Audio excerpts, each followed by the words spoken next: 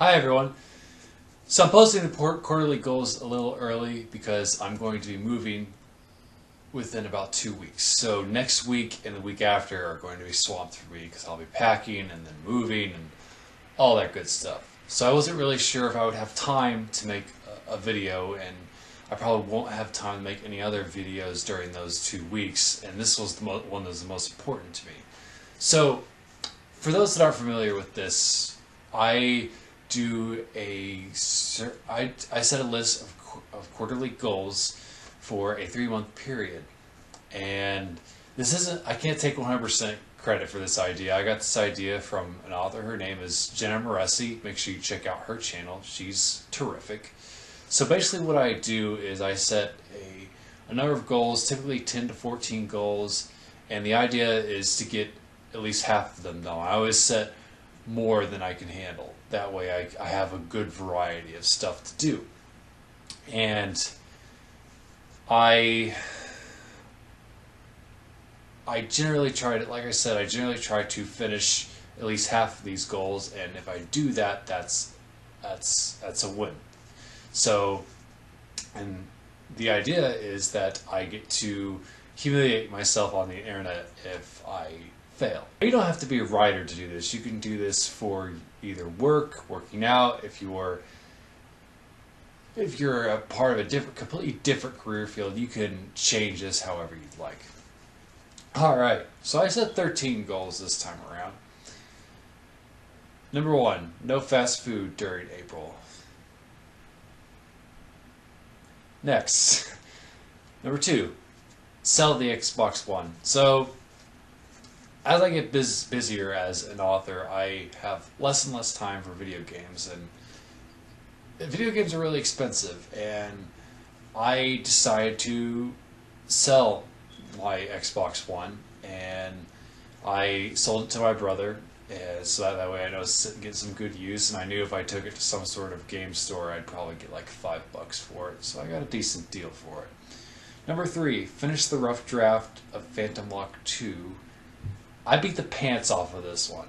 I finished the rough draft of Phantom Block 2 about a week ago, and I was super excited about that. I wasn't sure if I would actually be able to get this goal. This is the one I was probably the most worried about.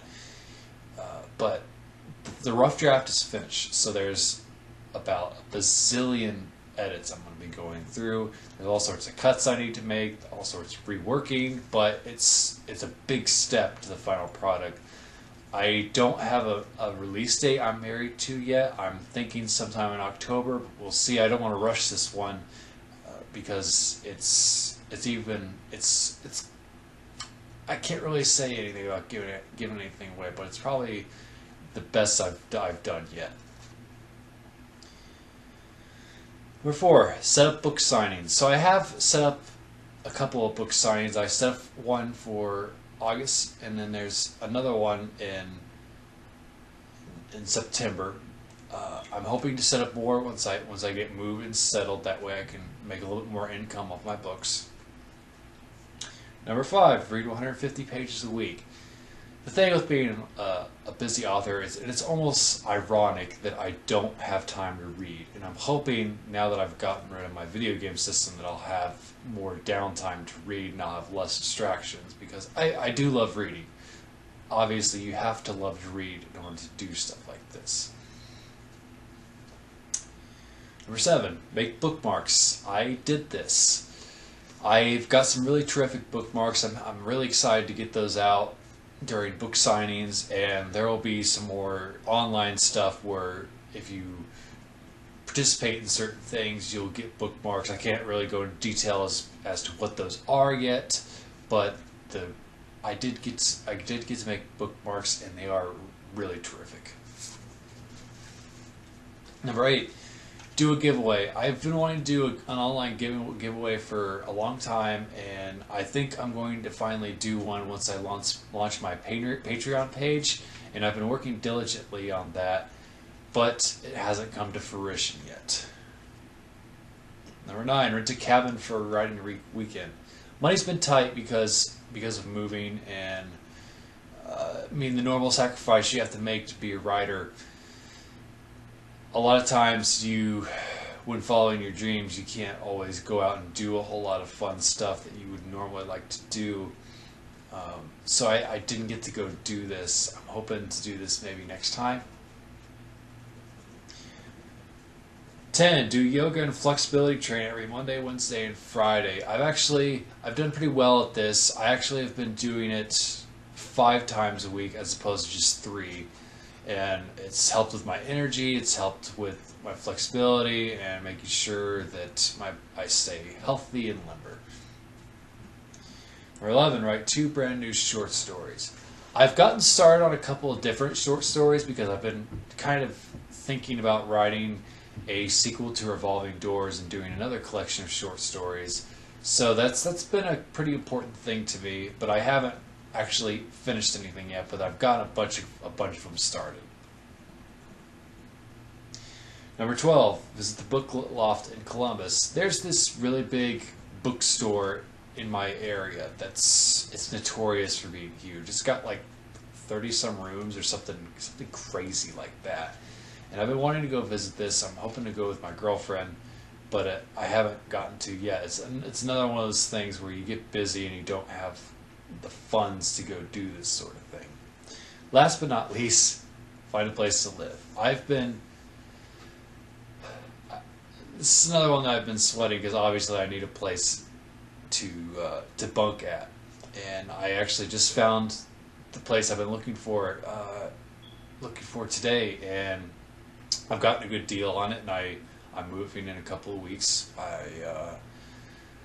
I'm very excited about this. Special thanks to my mother. She was kind of the one that helped me find this place.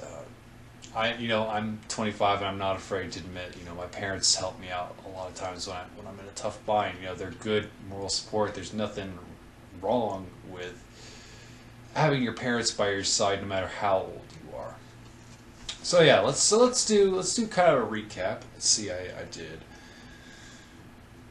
1, 2, 3, 4, 5, 6. So I did 6, and there's 12 total. And so, do the math. That's exactly half. I'm extremely proud of what I accomplished this quarter, especially with finishing the rough draft of book 3. I'm really excited to get that out and for people to read it. Again, you can set this up even if you're not a writer. You can.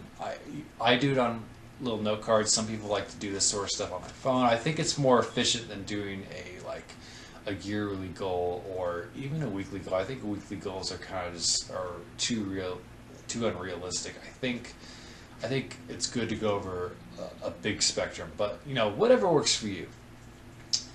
So if you like this, subscribe, check me out on Twitter. Make sure you follow Jenna on Twitter as well and check out her YouTube channel. Bye.